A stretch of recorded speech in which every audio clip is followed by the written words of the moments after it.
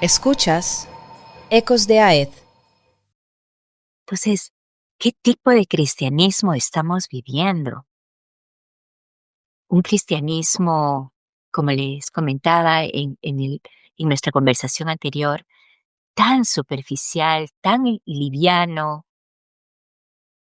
En mi país tenemos una palabra, pichiruchi, tan irrelevante, Ujú. superficial, que no transforma nuestras vidas.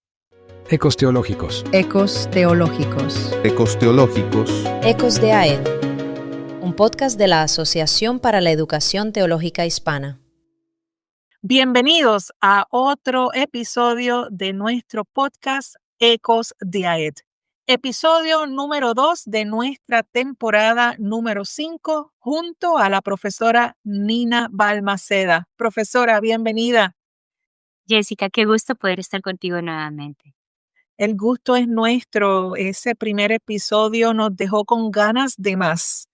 Y con esas ganas de más queremos continuar desarrollando este tema tan relevante y necesario para la Iglesia del Señor y para el mundo. Y en esta ocasión nos compete hablar sobre la fe pública que trastorna al mundo, anclados en Hechos 17. Así que quisiera comenzar preguntándole, ¿qué le parecería a una iglesia que de pronto le acusaran de trastornar al mundo? Es una expresión que nos preocupa, ¿verdad? A cualquiera le haría sentirse un poco nervioso. ¿De qué nos están acusando? Pero en efecto, esta fue precisamente la acusación contra Pablo, Silas, Jasón y muchos de los primeros cristianos que vivían en Tesalónica. Cuando Pablo visita a los creyentes, y recordemos que en estos primeros años de la iglesia primitiva, la gran mayoría de creyentes eran personas judías, no solamente judías como identidad étnica, pero también como identidad religiosa. Había una gran diáspora, que es algo que, si me permiten un paréntesis, creo que es algo que Por vale la favor. pena pensar, que aquellos tiempos en el mundo de la iglesia primitiva se parecen mucho a nuestros tiempos. Nosotros también vivimos en una gran diáspora.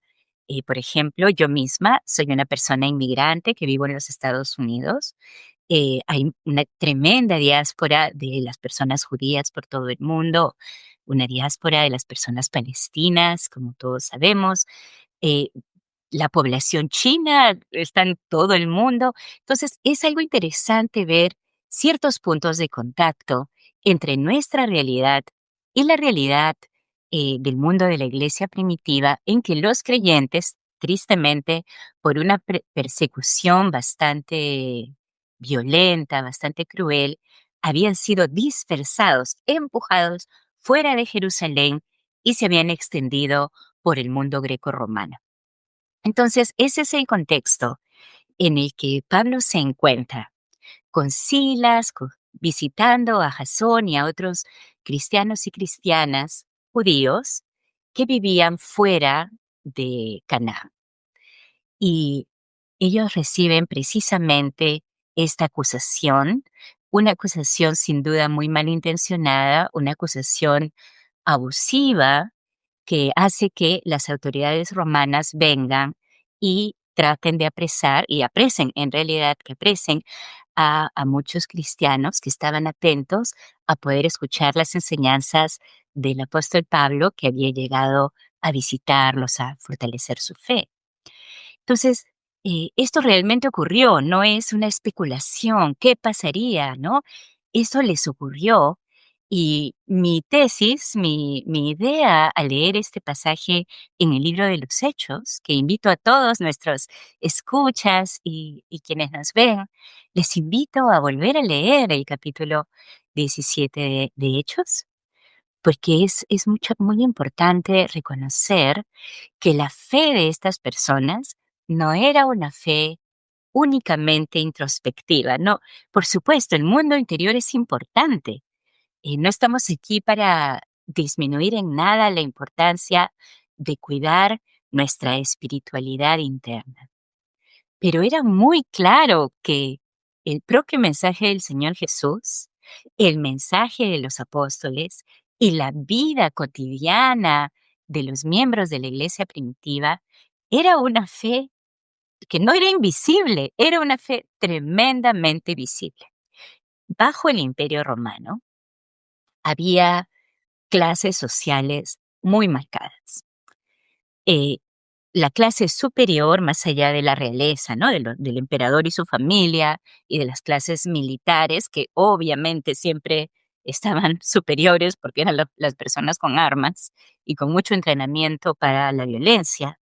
eh, Había también clases sociales marcadas por origen étnico, ¿no? Las familias latinas, itálicas, tenían un rol, una posición muy superior en el mundo romano. Luego, y además, no solamente era un requisito de tener una apariencia de este grupo étnico, sino además ser dueños de grandes extensiones de tierra, que era la manera, y continúa siéndolo hasta el día de hoy, una manera de acumular poder económico, ¿no? La tierra, la propiedad de la tierra. Eh, entonces, estas personas típicamente tenían muchos esclavos y esclavas.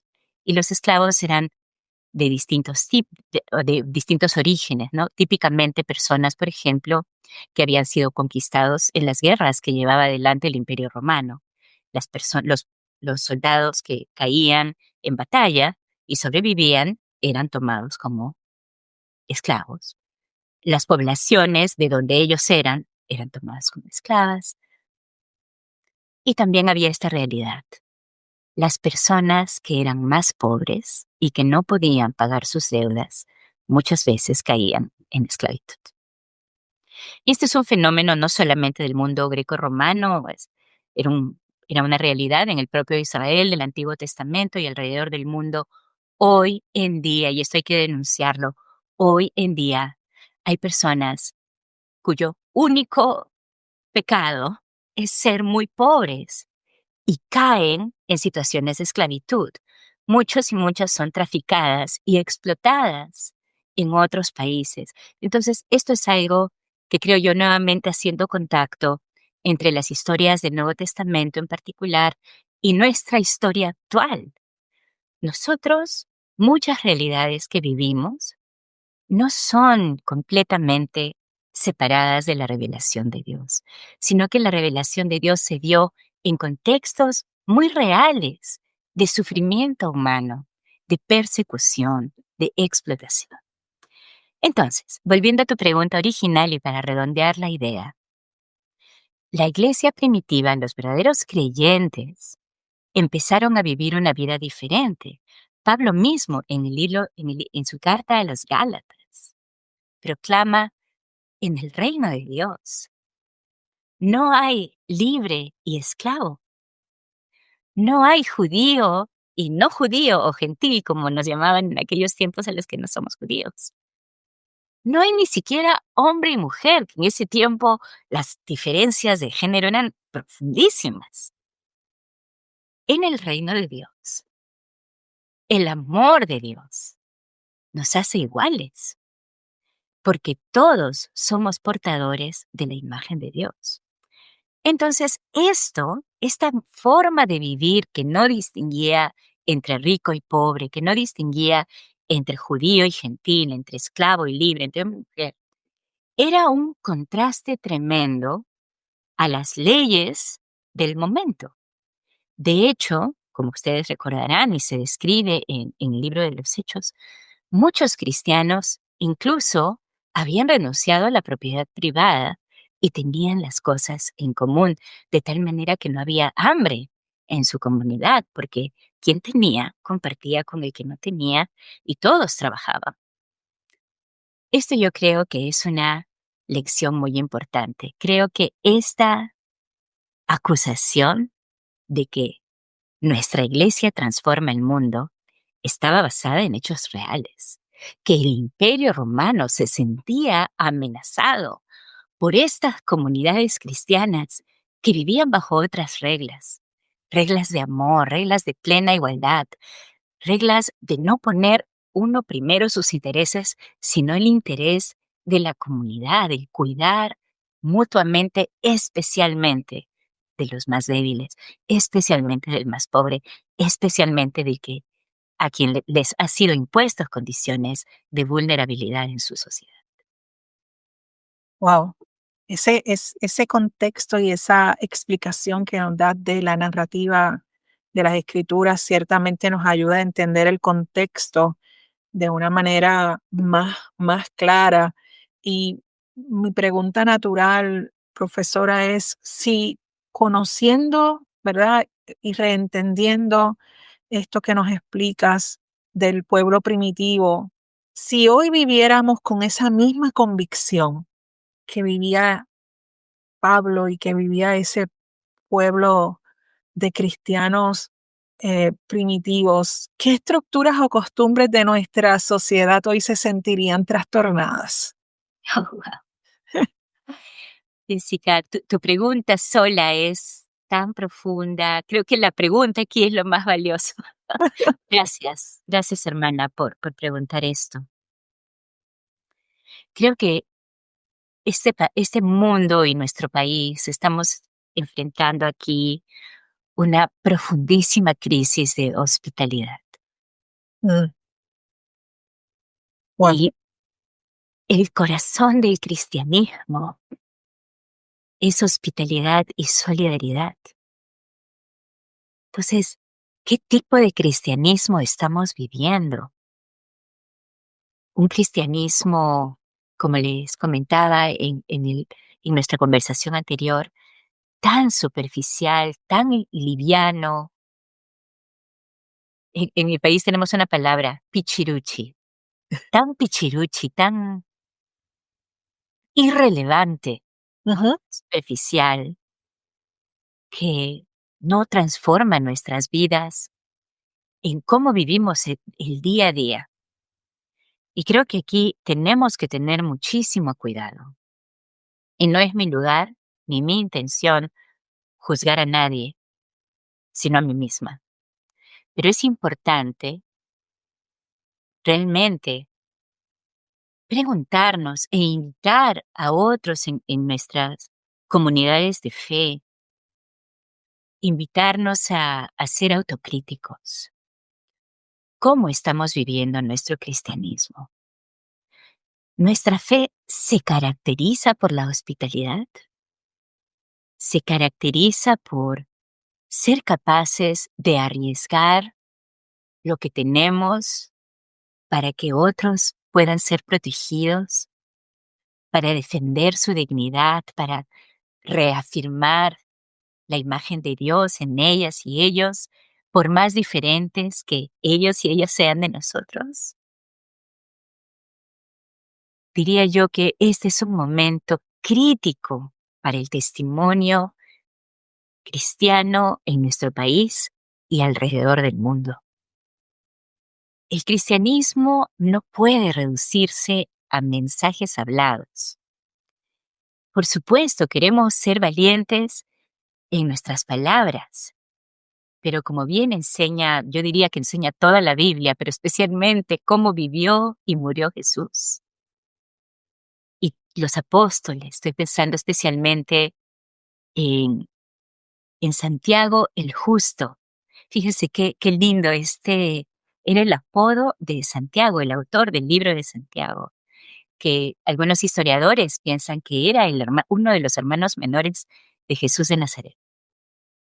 A él le llamaban Santiago el Justo. Qué tremendo. Y él, con mucha claridad en esa carta tan cortita, pero tan profunda, nos dice cómo vivimos. ¿Qué me importa la fe? Esa fe muerta, esa fe de palabras solamente, esa fe pichiruche. Si no,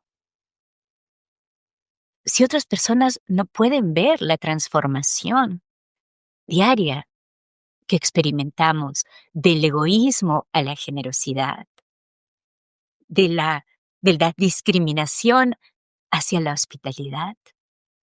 El reconocer que nos necesitamos mutuamente, todos y todas, de todos los trasfondos étnicos, de todas las apariencias, de todas las expresiones humanas, cuánto nos necesitamos para poder apenas descubrir un poquito más de cómo es Dios.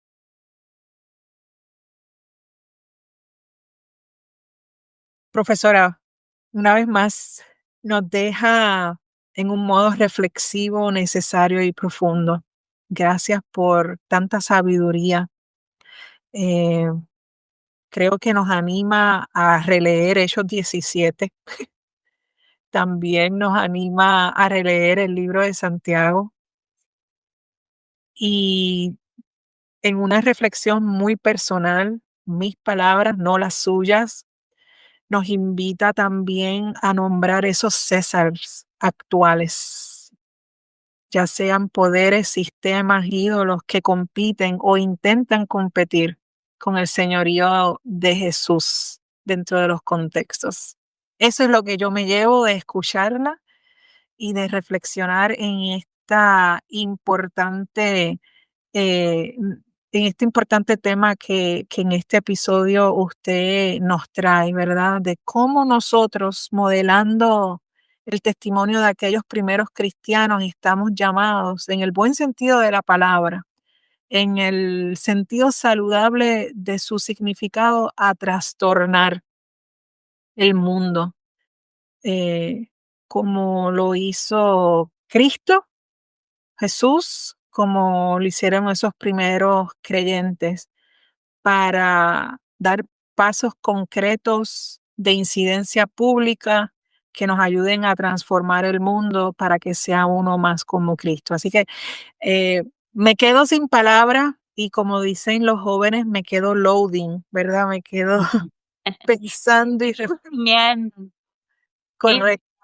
Tiene todo esto en nuestra vida. Y preparada para nuestro próximo episodio y ahí poder continuar desarrollando este tema tan importante. Así que, profesora, gracias. Gracias por estar con nosotros. Muchísimas gracias. Hasta pronto. Definitivamente. Y a quienes se conectan a nosotros, gracias por sintonizar este podcast Ecos de AET y le invitamos a que sintonicen en una próxima ocasión para escuchar y juntos compartir el episodio número 3. Hasta entonces. Ecos teológicos. Ecos teológicos. Ecos teológicos. Ecos de AED, un podcast de la Asociación para la Educación Teológica Hispana.